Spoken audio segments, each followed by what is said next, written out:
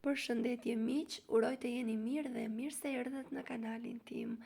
Fillimisht dua t'ju kërkoj ndjes për zërin, pasi kam qenë pa qejf këto ditë dhe më ka ikur pothuajse plotësisht zëri. Sot jam më mirë dhe gjithsesi nuk doja që të rija pa shpërndar videon e radhës me ju. Fillojmë pa humbur kohë nga përgatitja.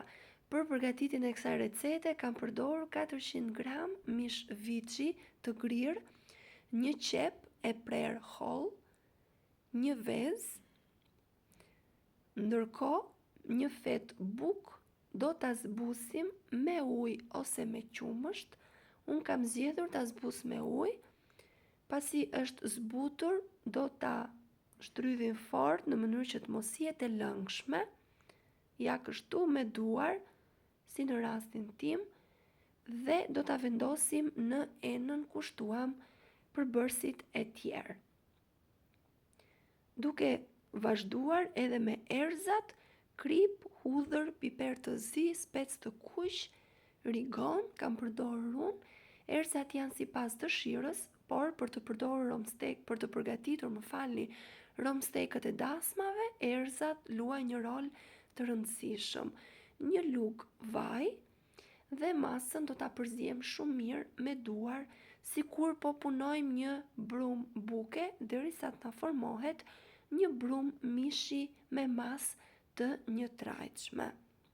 Dua t'ju kujtoj se nëse jeni i ri në kanalin tim, ju ftoj t'i hidhni një sy recetave të mia dhe nëse ato ju pëlqejnë, mos harroni të bëni subscribe dhe të shtypni butonin e zilës. Kështu do njoftoheni për çdo recetë të re të postuar. Çdo ditë postohet nga një recetë. E mira është që ta lëm brumin të pushoj për rreth 2 orë në mënyrë që të lidhen përbërësit me njëri tjetrin, ndërkohë përgatisim pjesën tjetër ku në një pjatë do përzijem një vezë me krip, do ta përzijem shumë mirë dhe në një pjatë tjetër do shtojmë 3 lugë miell gruri. Këto janë romstekët, pra receta e tyre që përgatisesh në dasmat ku bëheshin në zonën time. Nëse ju keni një mënyrë tjetër përgatitjeje, do doja shumë ta mësoja nga ju, mund të ma shkruani në koment.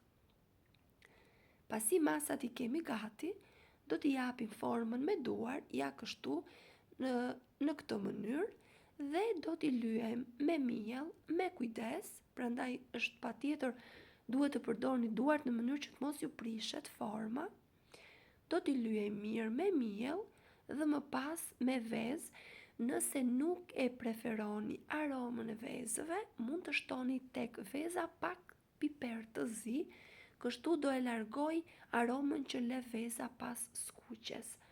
Pasi i kemi gati, në tigan do shtojmë vaj të bollshëm. Mos kini merak pasi nuk përthithin as pak vaj, dhe në momentin që vaj është nxehur në temperaturë mesatare, i vendosim romstekët me kujdes dhe me ngadalë dhe i skuqim në zjarr mesatar, duke i kthyer her pas here. Nuk dua të harroj pa thënë se është kënaqësi për mua gjithmonë të mësoj se nga cili vend i Shqipërisë apo i botës më ndiqni. Nëse keni dëshirë, mund të ma shkruani në koment. Vazhdojmë skuqjen kështu duke i kthyer përsëri derisa të marrin atë ngjyrën e bukur dhe të piqen plotësisht. Nuk e keni idenë se çfarë arome lëshojnë gjatë skuqjes. E gjithë kuzhina ime u aromatizua nga aroma e tyre.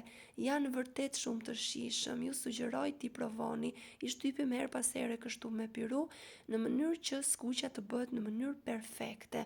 Nëse dëshironi, mund t'i pishni edhe në furrë, sigurisht që po, por receta origjinale e tyre është skuqja në vaj. Dhe kaq ju duhet dhe i keni gati.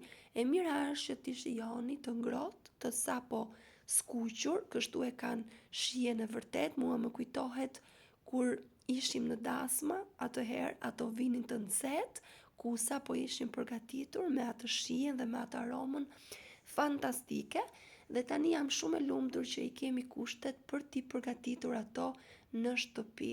Nëse e kishit harruar si recet apo ju kishit dal nga mendja, ju sugjeroj t'i përgatisni në kuzhinën tuaj dhe gjithë familja do kënaqet. Nëse ju pëlqeu kjo recet, për të më mbështetur, mos harroni të bëni like dhe të lini përshtypjen tuaj në koment. Unë ju falenderoj nga zemra për të gjithë kohën që kushtoni kanalit tim.